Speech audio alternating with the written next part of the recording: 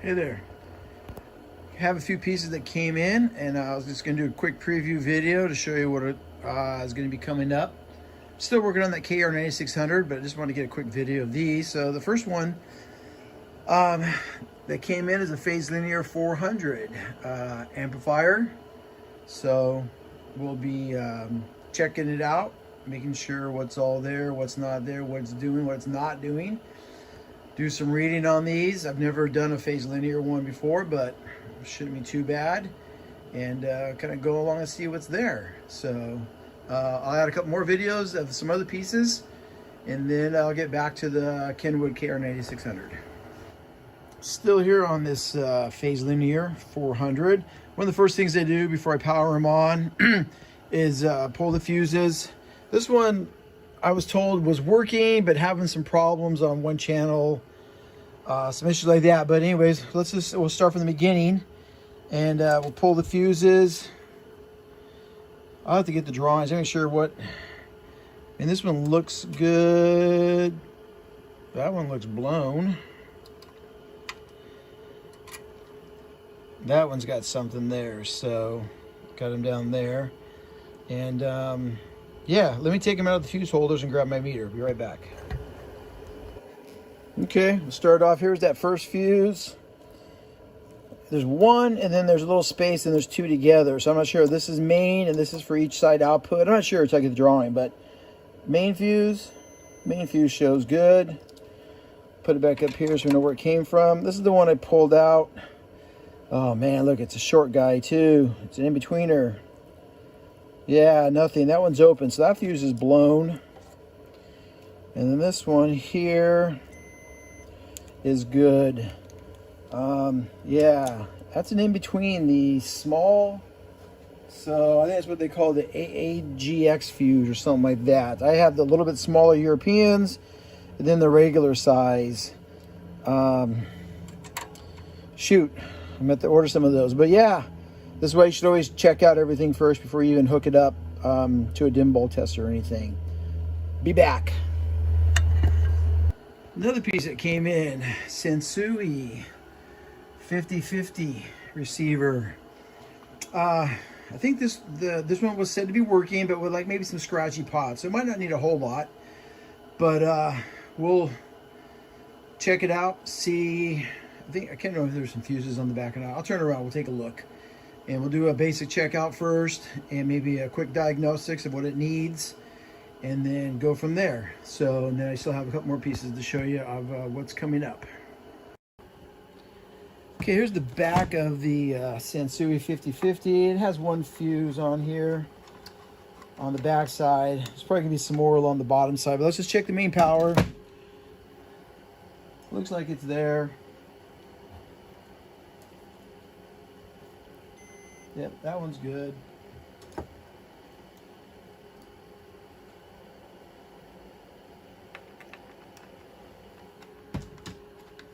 So we'll put that back in.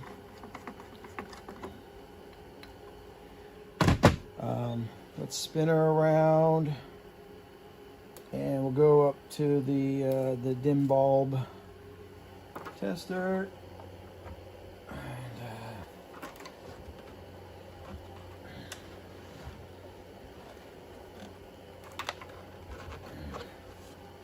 I said this one was supposed to be a working unit already, and let's see what our voltage is showing this morning. We're at 119 volts. So, all right. Don't know if you can see the dim bulb tester. It's up there. The light's right behind the pole over here, and let's go power. Turn it on and do the power on. Bright real quick. I've only have a 100-watt bulb in there, so not a lot in the current. But yeah, heard the speaker protect come out, so I think we'll be safe to bring this one out and do some testing on it. So I'll be right back. All right, so have a signal coming to the back, have the speakers hooked up to some 8 ohm 100 watt dummy resistors, have the scope hooked up. We have the sound going into the aux system, so we'll put that on there, make sure everything else is off. All the controls are there. Speaker A, power her up. Click. And let's see what we get.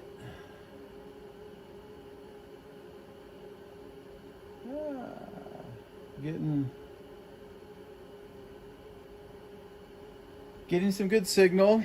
I'm not sure. I have my camera on a mount, and I'm not sure if you can see the scope till later on. I'm gonna build another shelf. I'm kind of rearranging because I'm trying to order some more test equipment so I can do some more things.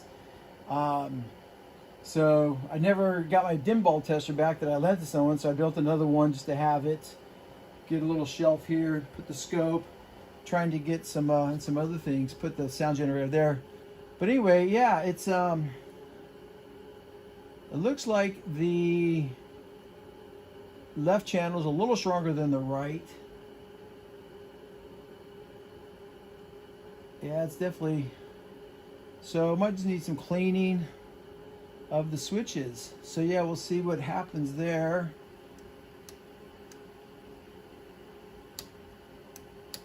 I don't see any flickering as we go through it all. They start out tracking okay, then they get off a little bit. So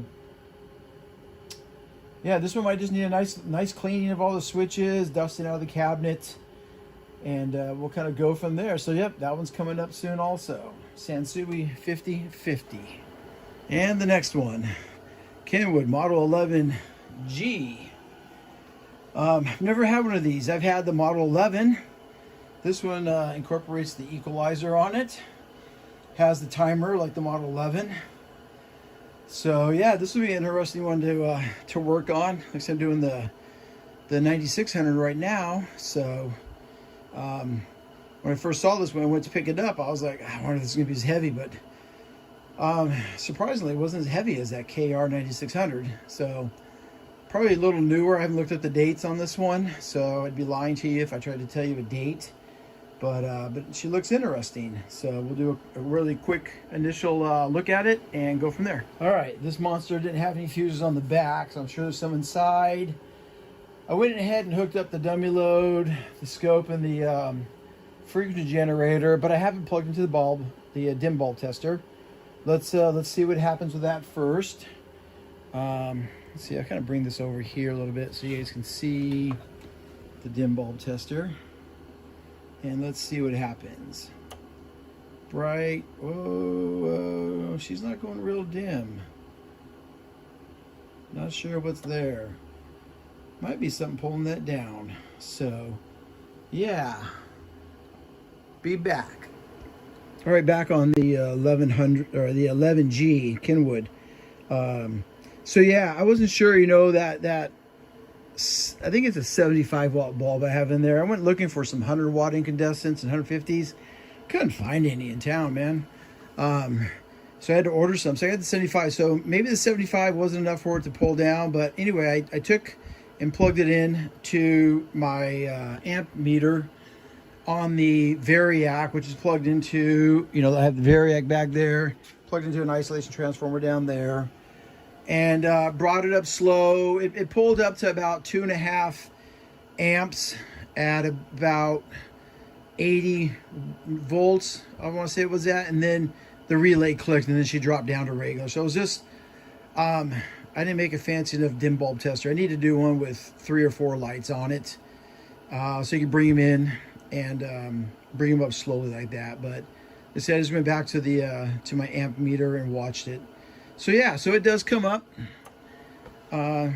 Takes a little while to click, and we're getting some, I don't have any power on right now, but we're getting some power deflection on the meters. So I need to read up on that and what might be causing that. I have it hooked up to the aux. Let's zero all the EQ out, so we're not boosting any of the signal and stuff. Oh, you can just turn it off right here. The switch is broken right here though, but you can go on and off. I see for the multiple acoustic compensator. So I've never had one of these before. Source is on source, aux, speaker A, have the signal going through, and let's see, could be dirt, I don't know. Left channels going way quicker than the right, so definitely gonna need some cleaning on this one, and look what else it might need. So anyway, that's 3. I've got 1 more to bring in besides stuff that I'm working on that I'm waiting for parts. Went to order some more capacitors. My gosh, a lot of them were June all the way to December before some of the good power supply, the PWs or the PMs. Nichicons are all out of stock. So that's really beginning to suck. So I'm still waiting for some diodes to work on the Sansui and to work on a Pioneer Spec 2. And yeah, this part situation is really starting to hamper me. So, all right. Thanks, guys.